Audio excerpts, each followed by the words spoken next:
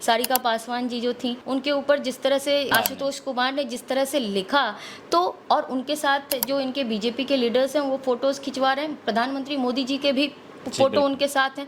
तो ऐसे लोगों को वो लोग जगह देते हैं, तो एक खतरा तो आप कह सकते हैं, लेकिन इस चुनाव की घोषणा के 7 दिन पहले आपको याद आता है कि आपको 10,000 रुपए देने हैं। ये तो पूरी तरह से एक तरह से घूस देने का काम किया गया है कि आप 10,000 रुपये लो और वोट करो। राजीव नगर का जो मुद्दा है, राजीव नगर का मुद्दा है, कितने दिनों से ये आश्वासन दे रहे हैं कि हम जो जो ये हाउसिंग बोर्ड का जो ये है, इसको निकाल कर हटाएंगे, और यहाँ पे लोगों का आवासीय तक नहीं बनता है। हर रोज़ डराया जाता है नेपाली नगर गुरदौर रोड पे कि लोगों को बुलडोजर चलाए जा रहे हैं। महिलाओं की सुरक्षा का जो मामला है, महिलाओं को जो ऋण के अंदर जो दबाया जा रहा है उसका मामला है, और भी कई सारे जो सवाल हैं, जो कॉन्ट्रैक्ट्स पे काम करने वाले जो संविदा कर्मी हैं उनके सवाल हैं, आशा कर्मियों के सवाल हैं। इन सारे जितने भी बिहार की जो जनता है उनके अंदर जो एक गुस्सा है और एक ऑल्टरनेटिव जो ढूंढना वो चाह रहे हैं, उसी ऑल्टरनेटिव को हम लोग लाने के लिए जो उनकी ही आवाज़ बन के हम लोग आ रहे हैं। अपने जो सवाल हैं, अपने जो विधानसभा क्षेत्र को सुंदर बनाने के लिए, एक बेहतर जगह बनाने के लिए, और हमारे बच्चे बाहर ना जा कर के माइग्रेशन कम हो, इन चीज़ों के लिए आप इस बार वोट दीजिए। एक बेहतर भविष्य के लिए वोट दीजिए। युवाओं के हाथ में, महिलाओं के हाथ में बागडोर दीजिए। एक जो रेप विक्टिम थी उनका देहांत हो जाता है, उनको जगह नहीं दी जाती है, उनको बेड नहीं दिया जाता है। तो ऐसा जो स्वास्थ्य व्यवस्था है, उस स्वास्थ्य व्यवस्था को भी बेहतर करने के लिए हम जो महागठबंधन है वो काम करेगी, और एक बेहतर हॉस्पिटल, महिलाओं के हेल्थ के ऊपर, जो रिप्रोडक्टिव हेल्थ है उनका, जो सेक्सुअल हेल्थ है उनके हेल्थ के ऊपर भी काम किया जाएगा। लोग जो आप ये कहा जाता है कि एकदम स्वच्छ भारत है, वहाँ पूरा अस्वच्छ भारत आपको देखने को मिलता है। नमस्कार, बिहार विधानसभा चुनाव बहुत नज़दीक है, नॉमिनेशन हो चुका है। इस वक्त हमारे साथ बातचीत करने के लिए दिव्या गौतम हैं, जो कि दीघा विधानसभा सीट से महागठबंधन के उम्मीदवार हैं। इनसे हम बातचीत करते हैं कि इनके एजेंडा क्या है, इनका क्या मुद्दा होगी, जनता के बीच में जब जाएंगी तो इनकी मुद्दा क्या होती है। दिव्या गौतम जी, बहुत बहुत स्वागत है हमारे चैनल में। शुक्रिया, थैंक यू। और आपने इतना बिजी शेड्यूल से हमें टाइम दिया, इसके लिए बहुत बहुत धन्यवाद आपको। जी, शुक्रिया, थैंक यू। आज का शेड्यूल क्या है आपका? आज का शेड्यूल है कि कुछ ब्यूरोक्रेटिक कुछ काम है, एडमिनिस्ट्रेटिव काम है, वो करना है, और कुछ जगह पे हमारा जनसंपर्क है, कुछ अलग अलग जो एरियाज़ हैं वहाँ पे मीटिंग्स हैं, वहाँ पे हमें मीटिंग्स में जाना है। कुछ ब्यूरोक्रेट्स हैं, कुछ जो स्थानीय नागरिक हैं, उन लोगों के साथ टाइमिंग सेट की गई है, और उसमें उनके साथ आज मीटिंग है। जैसे कि इतना बिजी शेड्यूल में भी जनता के बीच में जाना, जनता से वोट के लिए अपील करना, ये आसान नहीं है। बिल्कुल। कैसा लगता है आपको? बिल्कुल, ये बहुत चैलेंजिंग तो है, लेकिन जो इतने लोगों के जो उनकी जो वॉइसेस हैं, जो चाहते हैं कि बदलाव हो, और वो परेशान हैं इस 10 सालों में कि जो समय उनको दिया गया, और उसमें उन्होंने देखा कि उनके जो विकास कार्य जो होने चाहिए थे, जो एक्सपेक्टेड है एटलीस्ट, जो एरिया, जो सिटी एरिया, ये राजधानी के में आता है ना, और वहाँ पे अगर वाटर लॉगिंग की समस्या हो, वहाँ पे आप जब यहाँ आ रहे होंगे तो गलियों में आप देखे होंगे कि बहुत सड़कें टूटी हुई हैं, और थोड़ी पानी, अगर थोड़ी बहुत भी बारिश हो तो वाटर लॉगिंग हुई। रोज़ यहाँ पे बच्चे, स्टूडेंट्स यहाँ पे पढ़ने के लिए जाते हैं, उसी पानी में चल कर के जाना होता है। वहाँ पे आप राजीव नगर में आते होंगे तो राजीव नगर आने से पहले लोग बहुत डरते हैं, क्योंकि वहाँ पे जो जाम की समस्या है। क्यों जाम की समस्या है? क्योंकि जब आपने जो ये अटल पथ बनाया तो उसमें कोई अंडरपास नहीं दिए, और जिससे जो ये शिवपुरी के जो लोग हैं, महेश नगर के जो लोग हैं, इंद्रपुरी के जो लोग हैं, उनके लिए जो है ये रास्ता जो है उनके लिए खोल दिया गया। उनको भी दिक्कत होती है, यहाँ के जो लोग हैं, और ये जो प्रॉब्लम है ये रोज़ का प्रॉब्लम है। मैं जब रोज़ जाती थी 10 बजे, तो हर रोज़ ये मान के चलते थे कि यहाँ पे आधे घंटे हमें रुकना है। तो ये ट्रैफिक की समस्याएं हैं, और जो झुग्गी झोपड़ी में, मैं अभी कुछ दिन पहले दीघा में मैं एक मोहल्ले में गई थी, जहाँ स्लम बस्तियों में गई थी, वहाँ पे ओपन नाली खुली हुई हैं नालियाँ। आप वीडियोस में भी आप देख सकते हैं कि आप वहाँ पे, मैं अलग हट के जा रही थी, और बारिश तो कितने दिन पहले हुई है, फिर भी नालियाँ खुली हुई हैं। लोग जो आप ये कहा जाता है कि एकदम स्वच्छ भारत है, वहाँ पूरा अस्वच्छ भारत आपको देखने को मिलता है। तो ये सारे जो सवाल, जो स्थानीय सवाल तो हैं ही, साथ में जो हमारे जो बेरोज़गारी का मुद्दा है, जो युवाओं में जो बेरोज़गारी है, महिलाओं की सुरक्षा का जो मामला है, महिलाओं को जो ऋण के अंदर जो दबाया जा रहा है उसका मामला है, और भी कई सारे जो सवाल हैं, जो कॉन्ट्रैक्ट्स पे काम करने वाले जो संविदा कर्मी हैं उनके सवाल हैं, आशा कर्मियों के सवाल हैं। इन सारे जितने भी बिहार की जो जनता है उनके अंदर जो एक आप कह सकते हैं कि एक गुस्सा है और एक ऑल्टरनेटिव जो ढूंढना वो चाह रहे हैं, उसी ऑल्टरनेटिव को हम लोग लाने के लिए जो उनकी ही आवाज़ बन के हम लोग आ रहे हैं। आप महागठबंधन से CPI-ML से महागठबंधन की उम्मीदवार बनी हैं। ये चुनौती आपके लिए आसान नहीं है। जिस सीट से आप फाइट कर रही हैं, कहा जाता है कि जो शहरी सीट होता है खासतौर पे बीजेपी का होता है, बीजेपी वहाँ से हमेशा जीत हासिल करती है। आप कैसे अपने तरफ वोटर को आकर्षित करेंगी, कैसे? जी देखिए, ये एक नैरेटिव उन लोगों को लगता है कि एक जो हम खूब सारे प्रचार करें। अभी जहाँ जाइएगा, टीवी, रेडियोज़, जहाँ भी जाइएगा, इनका जो प्रचार अभियान है बहुत बहुत ज़्यादा पैसे खर्च करते हैं, और इनको लगता है कि बड़ी बड़ी बात करने से और अलग अलग जगह पे विज्ञापन देने से लोग झांसे में आ जाएंगे, जबकि ऐसा है नहीं। जैसे मैं भी अभी महिलाओं से मिल रही हूँ। आप बताइए कि शहर में रहने वाली महिला को ये कहना पड़े कि एक बूढ़ी महिला है से मैं मिल रही हूँ, वो उनको ये कहना पड़ रहा है कि उनको राशन कार्ड नहीं मिला अब तक। राशन कार्ड में उनको जितने केजी उनको मिलना चाहिए उसमें उससे 2 केजी कम मिल रहा है। ये शहर की हालत है ये। तो अगर आप थोड़े भी इंटीरियर जाइएगा तो क्या हाल होगा।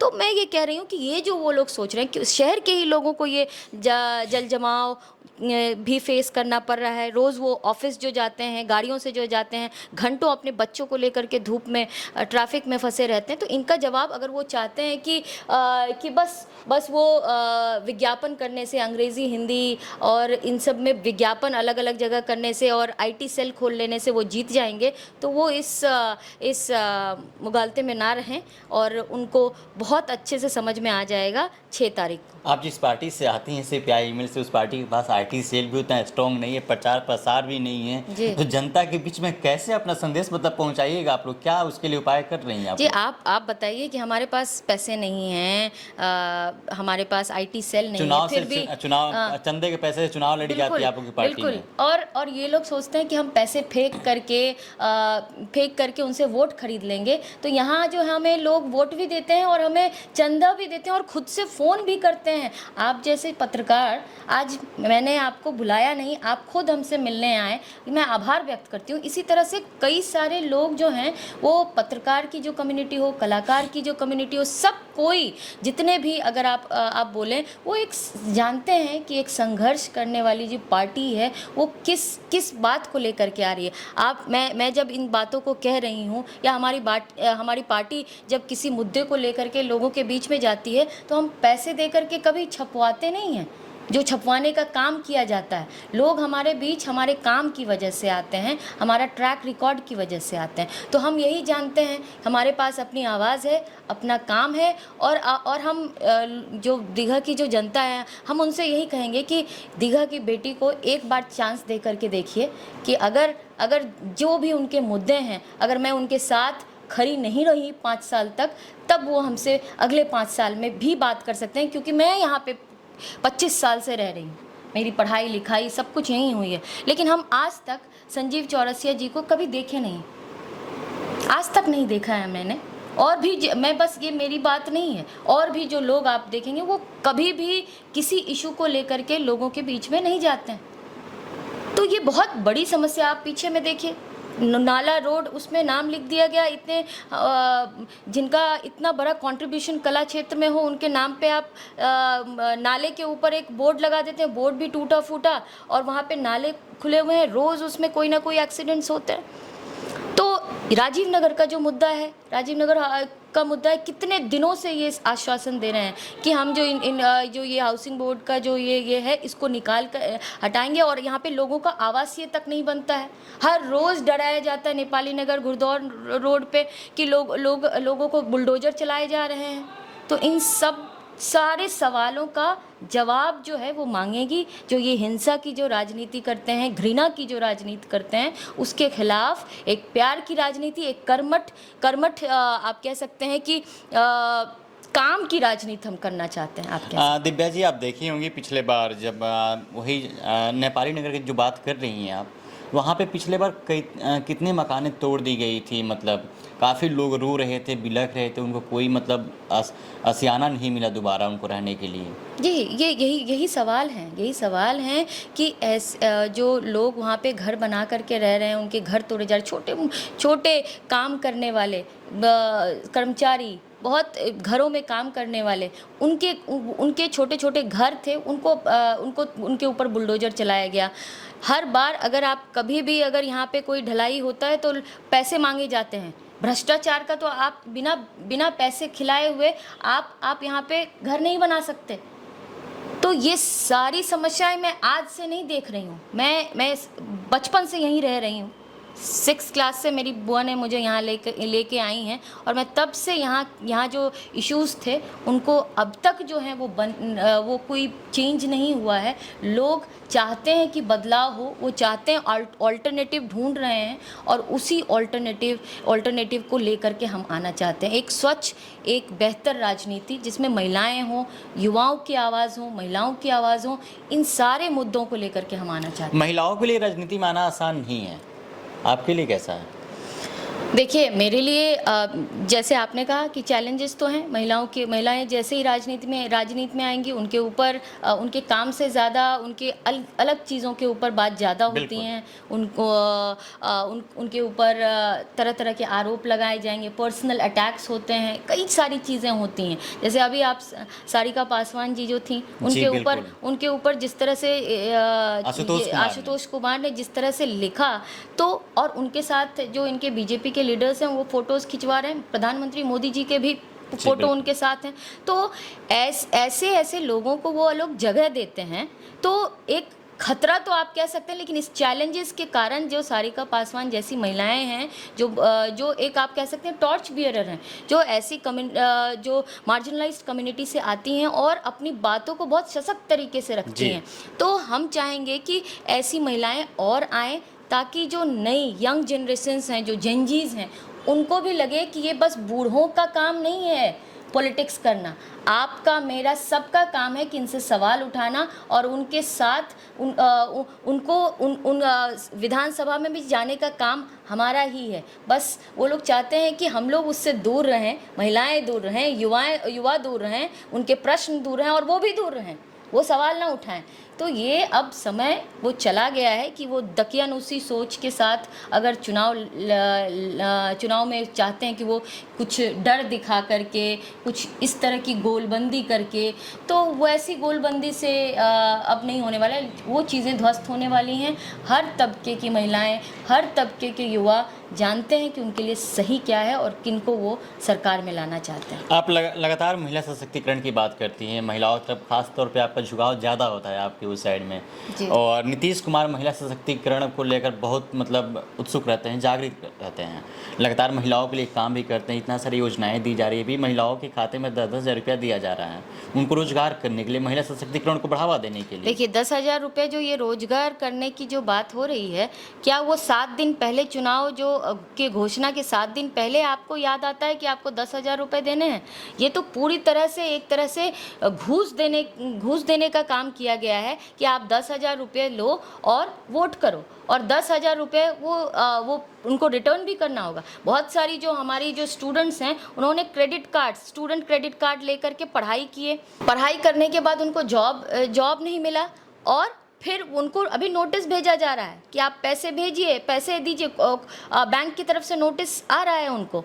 तो आप देखिए कि उनको सबको, युवाओं को, महिलाओं को कर्ज के में दबाया जा रहा है। अभी जितने भी आप माइक्रो फाइनेंस को जो कंपनियां हैं, वो जो गांव में आप जाएंगे, वहाँ पे महिलाओं से जो 20-25% तक इंटरेस्ट रेट्स लेते हैं और इस वजह से वो सुसाइड भी कर रही हैं।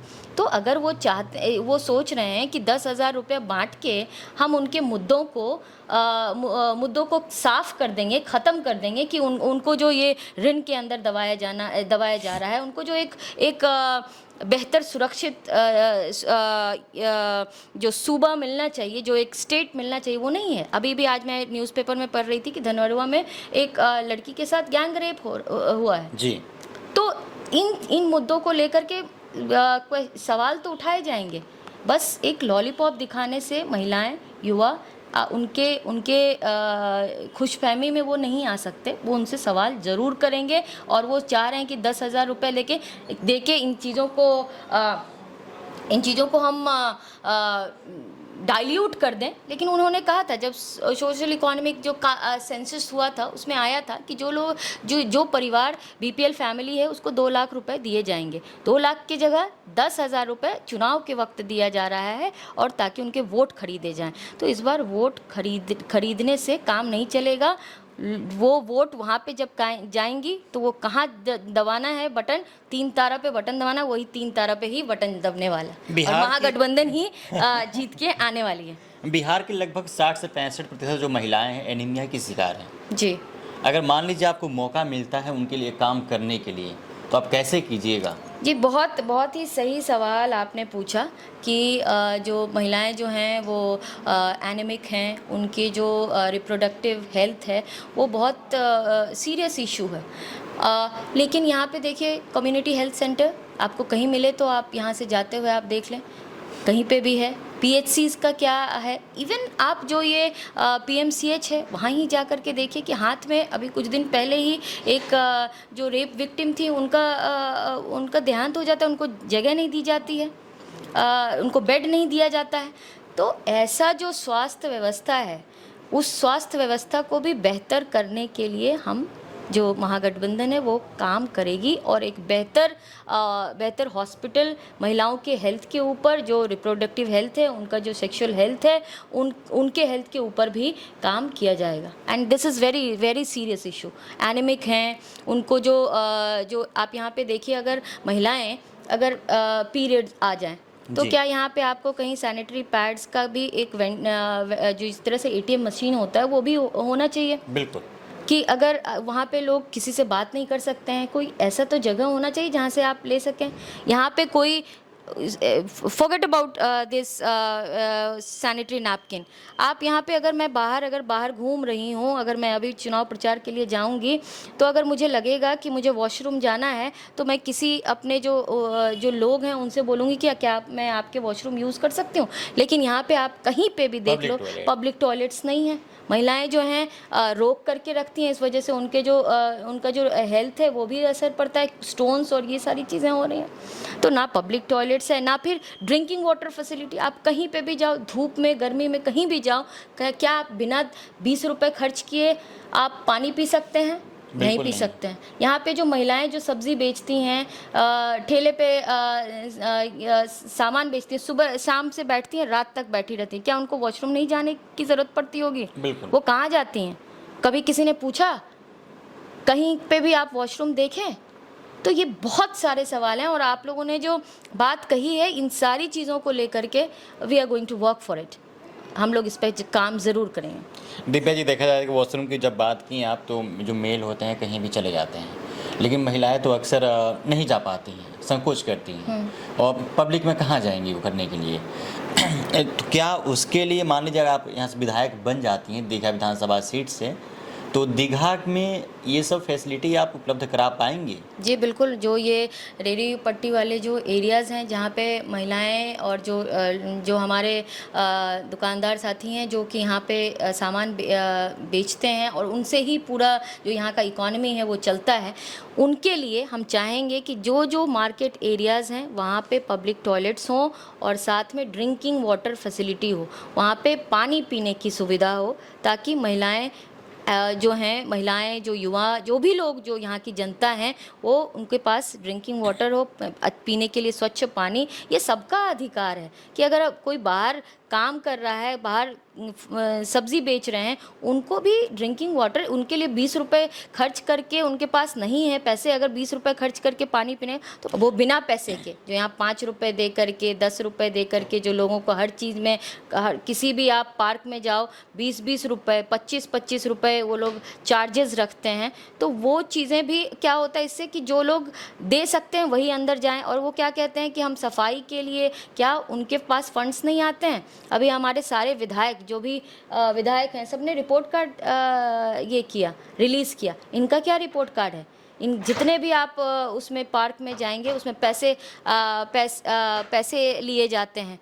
पब्लिक टॉयलेट्स नहीं है, पब्लिक टॉयलेट्स में जाइएगा भी जो यहाँ पे उसमें 5 रुपये 10 रुपये ये लेते हैं। तो इन चीज़ों को क्या होता है कि जो वर्किंग क्लास पॉपुलेशन है, जो पैसे दे करके पार्क का इस्तेमाल नहीं कर सकते, पब्लिक टॉयलेट का इस्तेमाल नहीं कर सकते, उनके लिए ये चीज़ें जो हैं दूर हो जा रही हैं। तो वो free public toilet, free park should be available to every kid, सारे बच्चों के लिए अवेलेबल होने चाहिए, सभी बच्चों के लिए, सब महिलाओं के लिए। हम तो चाहेंगे कि यहाँ पे लाइब्रेरी बने, हर वार्ड में एक लाइब्रेरी हो, क्योंकि बहुत सारे जो बच्चे हैं वो स्टूडेंट्स हैं, सिविल सर्विसेज की तैयारी करते हैं, कॉम्पिटिटिव एग्ज़ाम्स की तैयारी करते हैं। हर महीने अभी किसी भी जगह पे जाइए आपको वहाँ पे 4-5 लाइब्रेरीज़ जो हैं वो दिखेंगी।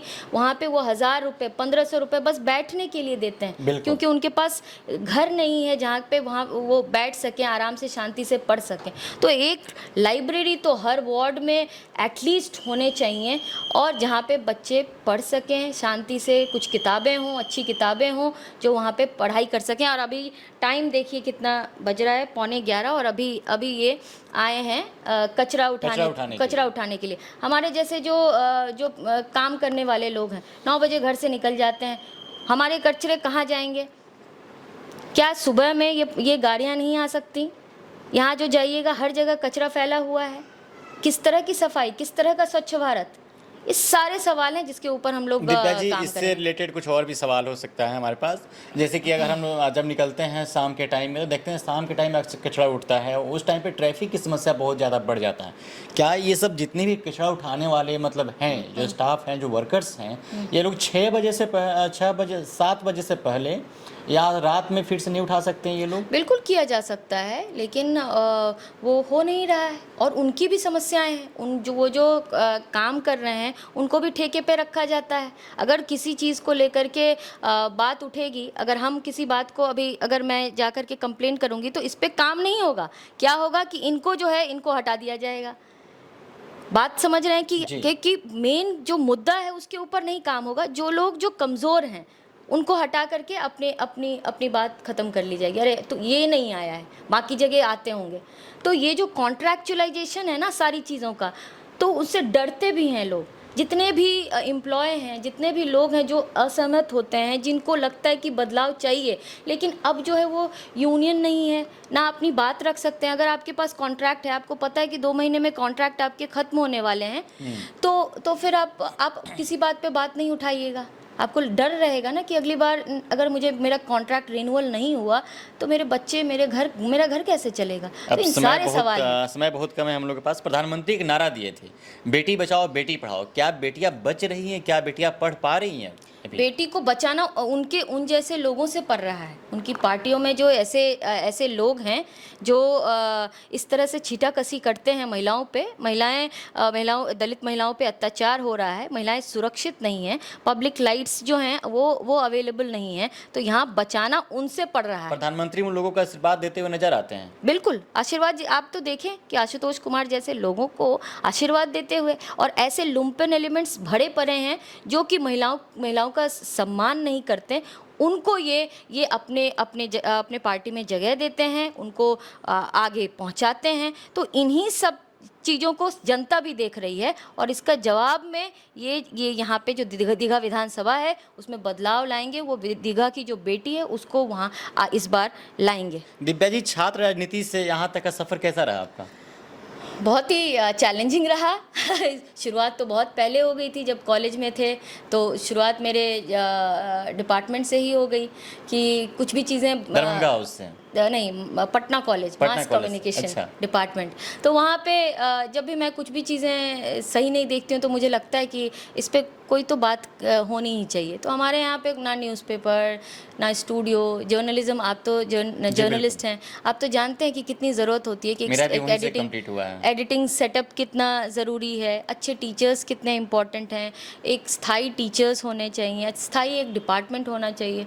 इन चीज़ों को लेकर के हम लोग उस समय से फाइट कर रहे हैं और उसी से मेरी जो छात्र राजनीति जो है हमारे डिपार्टमेंट से ही शुरू हुई और आज तक मैं महिलाओं युवाओं के मुद्दों को लेकर के काम करते हुए, थिएटर करते हुए, अलग अलग प्लेटफॉर्म पे मैं अपने वॉइस को, अपनी आवाज़ को ले जाती हूँ और इस बार विधानसभा में महिलाओं की आवाज़ गूंजेगी। आप एक साथ कई सारी रोल्स निभा रही हैं, कभी प्रोफेसर, तो कभी सड़क पे नाटक करते हुए, तो कभी महिलाओं के लिए प्रोटेस्ट करते हुए, तो कभी हाथों में CPI-ML का झंडा लिए हुए नारेबाजी करते हुए, और अभी आप दीघा विधानसभा से चुनाव भी लड़ रही हैं। कैसा लगता है ये सब देखते हुए आपको? बिल्कुल, एक इंसान के एक आर्टिस्ट भी हैं आप। जी बिल्कुल।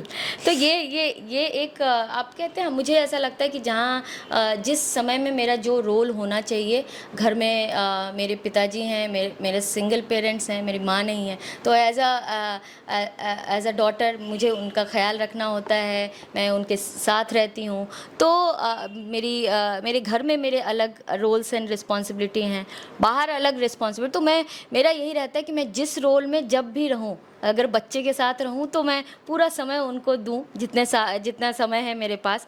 तो मैं ऑनेस्टली जिस भी रोल में रहती हूं तो मुझे लगता है कि उसमें मैं ऑनेस्टली काम करूं, और अगर ये रोल विधानसभा में जाती हूं तो ऑनेस्टली जो सवाल हमारे जो विधानसभा क्षेत्र के जनता का है वो मैं ज़रूर वहाँ तक लेके जाऊँगी। क्या महागठबंधन में और भी जो पार्टियां हैं उनकी साथ मिल रही है आपको? 2 मिनट और लेंगे आपका। हाँ, बिल्कुल। हम लोग महागठबंधन के जो जितने भी साथी हैं हमारे, हम सब साथ हैं, सब कोई अपने अपने लेवल पे मीटिंग कर रहे हैं और हम सब एकजुट होकर के चुनाव लड़ रहे हैं। ऐसी बात तो नहीं है कि एक कोई पार्टी लड़ रही है। ये जो है ये उन बदलाव के लिए है। ये घृणा की राजनीति के खिलाफ जितने भी संगठन हैं, जितने भी ऑर्गेनाइजेशन हैं, चाहे कांग्रेस हो, CPI-ML हो, राजद हो, और भी जो जितनी पार्टियां हैं, CPM, CPI, जो भी पार्टियां हैं, सब हम लोग एकजुट होकर के इनको सत्ता से हटाने का काम करेंगे।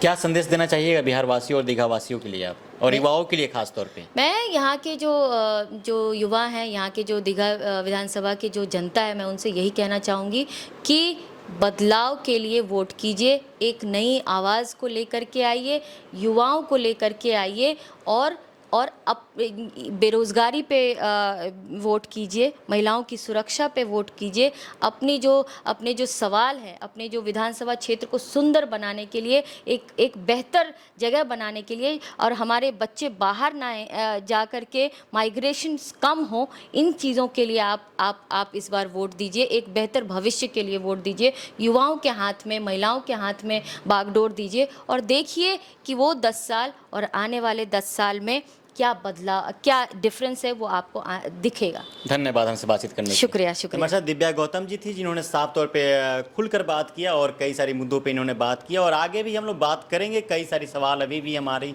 पूरा नहीं हुआ है और आगे हम पूछने का काम करेंगे, आगे इंटरव्यू लेने का मौका मिला तो। और देखने वाली बात ये हुई, क्या बिहार की जनता इस बार बदलाव कर रही है या फिर से वही रिपीटेड चेहरा? और दीघा में जो समस्या है, हम भी उस समस्या से गुजरते हैं, हम भी इसी एरिया में रहते हैं। तो लगातार जब वाटर लॉगिंग की समस्या बहुत ज़्यादा है, जब सड़कों पे चलेंगे तो जो नाला होता है वो खुला हुआ है, उसमें कोई भी आदमी गिर जाता है। यहाँ पे राजीव नगर में खुला नाला है, उस नाला को बंद होना चाहिए, उस पर सड़क बन जाए, उस पर और भी उसको यूज किया जा सकता है। अब देखने वाली बात ये होगी कि यहाँ से अगर बदलाव होता है दीघा विधानसभा क्षेत्र से, तो दिव्या गौतम जी उसके लिए कितना काम करती हैं। चलिए बहरहाल इस खबर में इतना ही। आप बने रहिए पंचायत के साथ। आपको पूरी बातचीत कैसी लगी, आप अपनी प्रतिक्रिया हमें कमेंट बॉक्स में बताइएगा। बहुत बहुत शुक्रिया।